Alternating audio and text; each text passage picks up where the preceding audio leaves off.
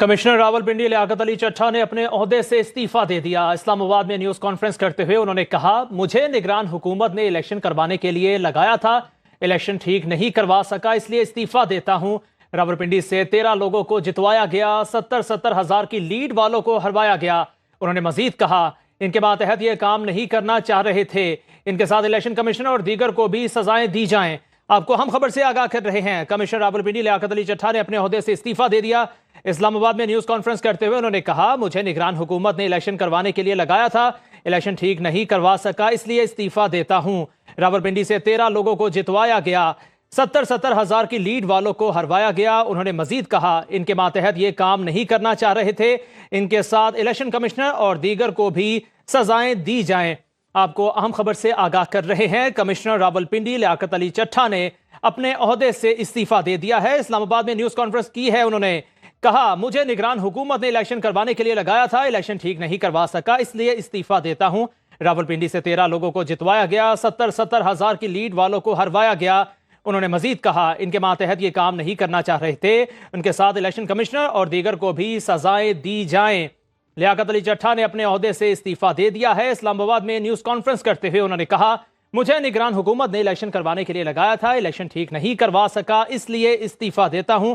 रावलपिंडी से 13 लोगों को जितवाया गया, 70 हजार की लीड वालों को हरवाया गया। उन्होंने मजीद कहा, इनके मातहत ये काम नहीं करना चाह रहे थे, इनके साथ इलेक्शन कमिश्नर और दीगर को भी सजाएं दी जाएं। अहम खबर से आपको आगाह कर रहे हैं, कमिश्नर रावलपिंडी लियाकत अली चट्ठा ने अपने ओहदे से इस्तीफा दे दिया है। मजीद तफसीलात जान लेते हैं नुमाइंदा सुनो न्यूज एहतशामुल हक से। जी एहतशाम, बताइएगा कि लियाकत अली चट्ठा ने इस्तीफा दे दिया है।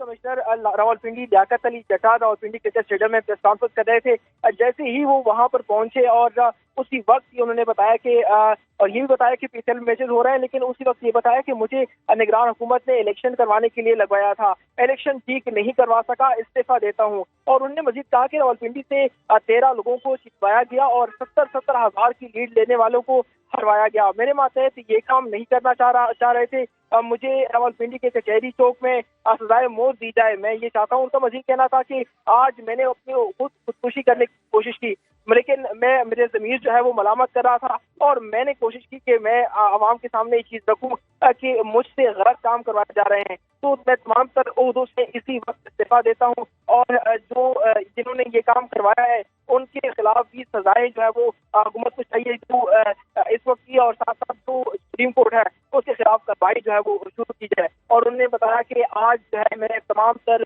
जो ओहदे मेरे पास हैं मैं इस्तीफा देता हूँ। जी अच्छा, एहतशाम, ये भी बताएगा कि 13 लोगों का भी उन्होंने जिक्र किया है, 13 कैंडिडेट्स का, तो वो किस पार्टी से उनका ताल्लुक है? जी बिल्कुल, जब मैंने पूछा उनसे कि कौन कौन से ये लोग हैं, लेकिन उन्होंने जवाब देने से इनकार किया, लेकिन ये जरूर बताया कि 13 लोगों को जिताया गया है और वो भी ऐसे लोगों को जिनके वोट बहुत ज्यादा कम थे। 70 हजार लीड रखने वाले जो कैंडिडेट थे उनको जो है वो हरवाया गया। और मैं ये काम नहीं करना चाहता था और अब मैं आवाम के सामने ये तमाम चीजें रखना चाहता हूँ और अपने ओहदे से इस्तीफा देता हूँ।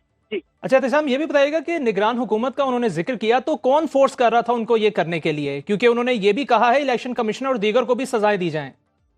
जी बिल्कुल, इस हवाले से कोई बात उन्होंने नहीं की, लेकिन ये जरूर बताया कि मुझे निगरान हुकूमत की जानिब से शफाफ इंतखाबात कराने के लिए यहाँ पर ये जो ओहदा है वो दिया गया था, लेकिन मैं ये ओहदे का सही से मैं पालन नहीं कर पाया और ये नाम उन्होंने कोई नहीं लिया कि किसने मुझसे करवाए, लेकिन फिर भी जब सवाल किया गया तो वो उस वक्त खामोश रहे। जी अच्छा, इस्तीफा तो इन्होंने दे दिया है, तो मजीद अभी आने वाले दिनों में या कुछ वक्त के बाद ये दोबारा मीडिया के सामने आएंगे, बात करेंगे इस हवाले से?